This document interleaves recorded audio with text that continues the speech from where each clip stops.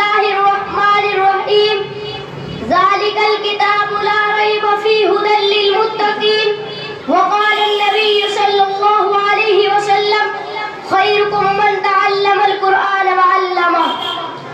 الہی رونق اسلام کے سامان پیدا کر، الہی رونق اسلام کے سامان پیدا کر، دلوں میں مومنوں کی الفت قرآن پیدا کر. صدر محترم، اسٹیج پر رونق افروز بزرگان دین اور حاضرین جلسہ، آج کی اس محفل اور آج کے اس مبارک اجلاس میں میرا موضوع سخن دنیا کی سب سے پاکیزہ اور مقدس کتاب قرآن پاک ہے. ہمیں چڑھتے سورج کی طرح یقین ہے کہ اس کا ایک ایک حرف سچا اور صادق ہے. وہ قرآن پاک جس کی زبان مقدس، بیان مقدس اور جو فصاحت و بلاغت کا ڈھاٹے مار کا سمندر ہے، جس کے متعلق ارشاد ربانی ہے. قرآن وہ کتاب ہے جس کے صادق اور برحق ہونے میں کوئی شک و شبہ نہیں، جس کے بارے میں محسن انسانیت حضور پاک صلی اللہ علیہ وسلم نے ارشاد فرمایا کہ تم میں سب سے بہتر وہ شخص ہے جو قرآن کو سیکھے اور سکھائے. دعا کیجئے کہ خداوند قدوس ہم سب کو قرآن پاک کی دولت سے مالا مال فرمائے، آمین.